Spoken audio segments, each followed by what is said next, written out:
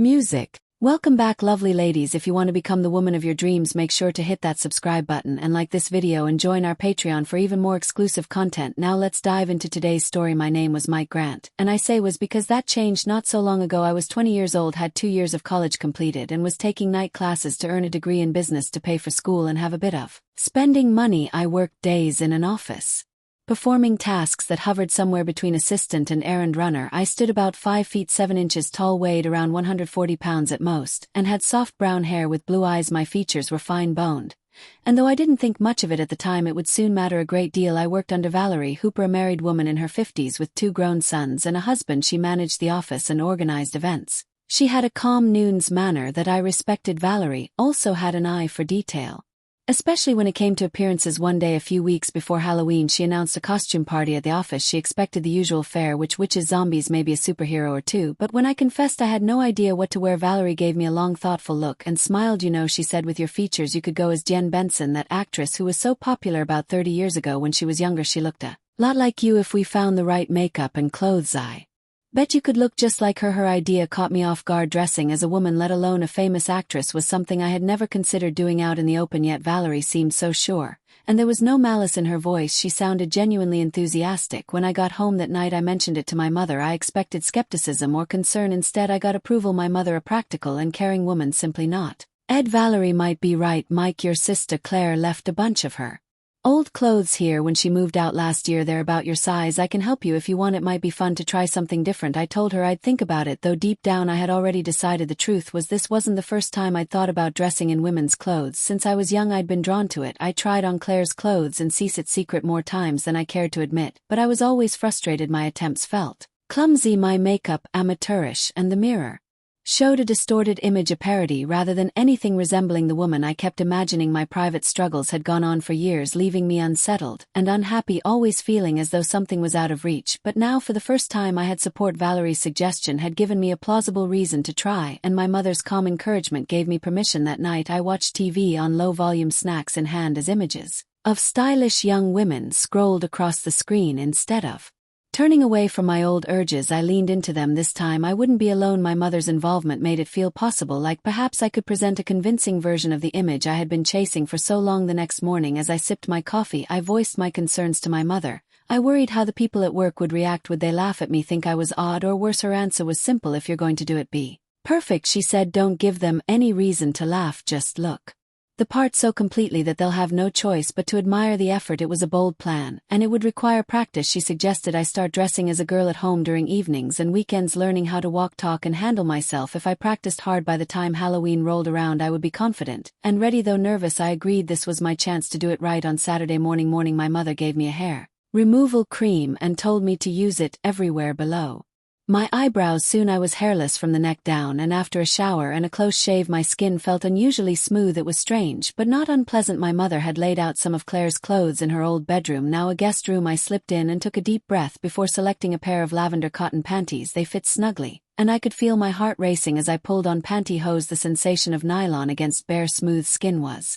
almost electric. Sitting at Claire's vanity I faced a large mirror. I tried my hand at makeup, something I'd done in secret countless times. I was better than I used to be. Foundation, powder, carefully applied eyeliner, mascara. I used subtle eyeshadow and a bit of blush. I styled my hair into a simple page boy style. It wasn't perfect, but it was better than anything I'd done before. When my mother came in she praised my makeup and helped me put on false nails. She chose a light blue floral dress, paired it with a matching jacket, and found sandals to complete the outfit. Standing before the mirror fully dressed I hardly recognized myself. I didn't see a clown. I saw a young woman who bore a striking resemblance to Diane Benson in her early years, just like Valerie had predicted. I turned to my mother, who stood a few steps behind me. Her reaction told me everything. She gasped, genuinely surprised. "I never would have guessed it was you, Mike. You look like a young lady ready for a day out." I felt a rush of emotion. After all those years of feeling hopeless, here I was looking like the image in my mind. My mother's approval and my own reflection gave me courage. My mother suggested we go out shopping fully dressed. She seemed to understand that if I wanted to be convincing I needed real-world experience. Fear gripped me, but I knew she was right. If I could blend in at the mall I could blend in at work. We decided on a name for my female persona, Diane, after the actress I resembled. Standing by the door, purse in hand, I stepped outside. The breeze tickled my legs,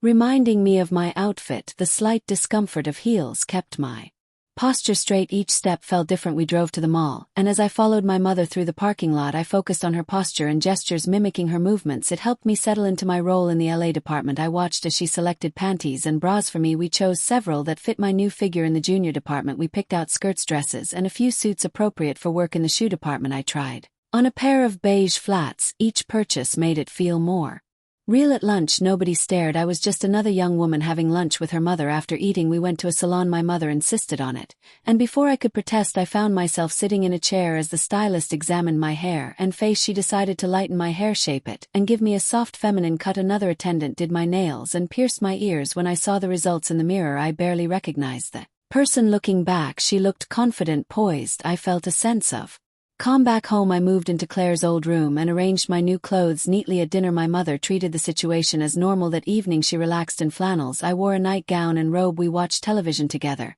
and everything felt surprisingly natural. The next day I dressed again. This time I chose a skirt and blouse. Before going to the kitchen to make coffee my mother took a photograph of me and I scanned it on my computer. With a little digital work I made new IDs for myself under the name Diane M. Grant. It might not have been strictly legal, but I wanted something to help me feel secure. My mother said nothing when I told her, but I knew she understood the need to feel complete in this new role. In the days and weeks that followed I became more practiced. Each evening I dressed as in honing my style, my walk, my voice, and my gestures. I learned to manage small details, how to hold my purse, how to set my hair quickly, which shades of lipstick suited me best. I wanted to do more than just pass as a woman. I wanted to embody it so fully that it would feel natural to me and believable to everyone else. As Halloween drew closer I considered ways to improve my appearance. My facial hair was light, but shaving daily irritated my skin. A newspaper ad caught my eye. A clinic offered hair removal treatments. I made an appointment and went one Saturday morning. The doctor woman who treated me kindly explained what could be done. After discussing my goals appearing as female as possible, she suggested removing my facial hair permanently and making a few cosmetic adjustments using non-invasive methods. She also mentioned body contouring with minimal downtime. It all sounded like exactly what I needed. I came home sore but pleased. My face felt tender from the treatment, but I no longer needed heavy makeup to hide stubble. Over the next few weeks I healed, and my reflection in the mirror looked softer. Clothes fit me better. My mother noticed, of course, and simply smiled. She helped me rearrange my wardrobe again, encouraging me to pick outfits that flattered my features. Halloween arrived. I went to the office dressed in a pink suit we had bought on one of our shopping trips. I wore a gray blouse under the jacket, pearl earrings, a matching necklace, and low heels that were both feminine and professional. In my purse were all the essentials a working woman might carry. I walked in, heart pounding, but I was determined. Walter, the guard, looked at my ID and waved me through. Without a second glance I took my seat and waited for Valerie to arrive. When Valerie saw me her face lit up. Diane, she said, playing along without hesitation, you look perfect. I thanked her, relieved that I'd passed her test. Valerie then introduced me around to everyone, letting them assume I was a new hire. My voice and appearance must have been convincing because nobody questioned my presence. Some of the men gave me appraising looks and the women seemed curious but not suspicious. By lunchtime I was chatting comfortably with a few of the younger women, Kelly and Beth, who invited me to join them in the break room. I went home that evening feeling triumphant. My mother saw it in my face. She knew I had crossed a line into territory I might never leave. As days turned into weeks, my presence in the office as Diane became routine. Valerie updated my records with my new name, and I began using that name for everything at work. People started treating me as just another young woman in the office. A month later, life had settled into a pattern. I went to work as Diane, performed my duties efficiently, and nobody seemed to recall the timid young man who used to do the same job. One afternoon, Valerie approached my desk smiling conspiratorially.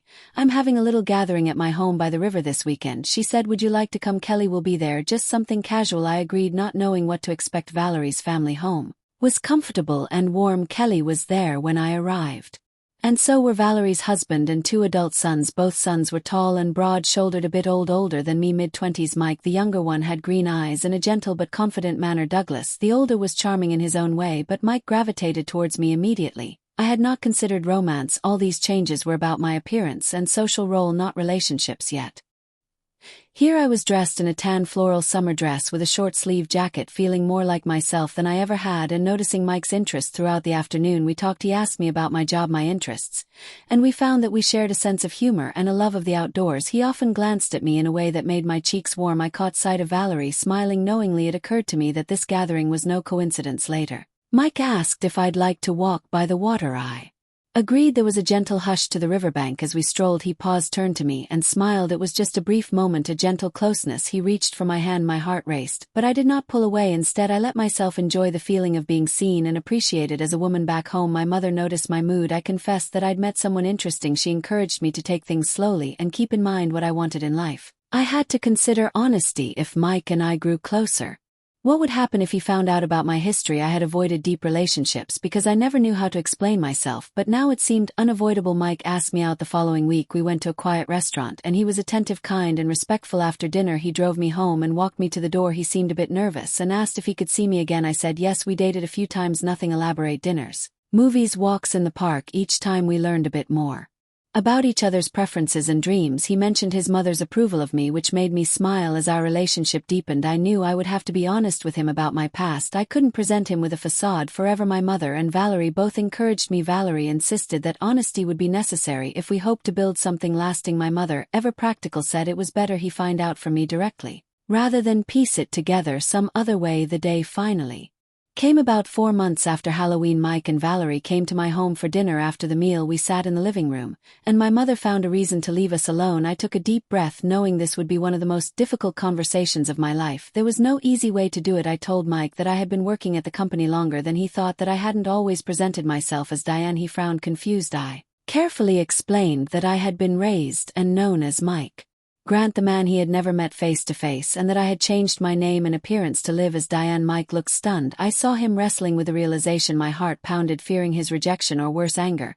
But then he sighed and said quietly, "I wish you'd told me sooner." There was disappointment in his voice, but also understanding. "I'm not sure what this means for us," he said, "but I don't want to lose you, Diane." I couldn't keep the tears from forming. I apologized and tried to explain how vulnerable I felt, how uncertain I'd been, and how I feared that telling him might ruin everything. He listened, nodding slowly. Eventually, he stood up, came to where I sat, and took my hand. He was quiet for a long moment before he said, "I care about you for who you are, not who you used to be. You've become very important to me." Valerie and my mother reappeared, giving us the space and the support we needed. Over tea, we talked more about the future. Mike understood that there were still steps I wanted to take, including legal and medical measures to fully live as a woman in every sense. He asked questions, some of them frank, but never cruel. He admitted he had imagined a future with me, and that this revelation changed some details, but not the core of what he felt. I reassured him that I had imagined a future as well, one where I stood beside him, sharing a life. We decided that night to keep seeing each other, to give ourselves time. Over the next several months, I took care of the remaining formalities. I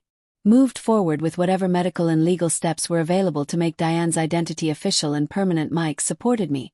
He drove me to appointments, waited outside offices, and never pressured me with timelines I couldn't keep. Valerie and my mother remained steadfast, helping me navigate paperwork and offering a steady hand whenever I felt uncertain. At the office, nobody suspected anything amiss by then. Diane was simply Diane, and that was all anyone needed to know. Kelly joked that Mike had chosen well, and I laughed along, relieved that my secret was out in the open with the person who mattered most. Around a year later, on a warm afternoon, Mike invited me to meet him at a small cafe near the river, the same river where we'd first talked at his mother's home. He took my hand and spoke quietly, telling me how much I meant to him, and how much I had come to brighten his days. Then he produced a small box. My heart fluttered, and as he knelt, he asked me to marry him. I said yes, tears in my eyes. We held each other, aware of how far we'd come. Two people who met under unexpected circumstances, found a connection, faced a difficult truth, and emerged on the other side stronger and closer. On our wedding day, Valerie and my mother stood with me. I wore a flowing gown that whispered around my ankles, my hair styled in soft curls. Friends and relatives, many who knew nothing of my past, saw a radiant couple ready to build a life together for him. In me, that day was the start of something grounded in honesty, care, and trust. One stood beside him, legally and publicly, the woman I had longed to be. He knew everything about me, and I knew him. No one in attendance needed an explanation. We danced slowly, my head resting on his shoulder, and in that moment I felt whole. Did you like the story? Hit that like button, and tell me what you thought in the comments. Do you want to hear more stories? Subscribe and hit the bell for exclusive content and early access. Check out our Patreon. You can find the link in the description, or you can watch any of the videos shown on my right. Thank you for watching, and see you in the next video.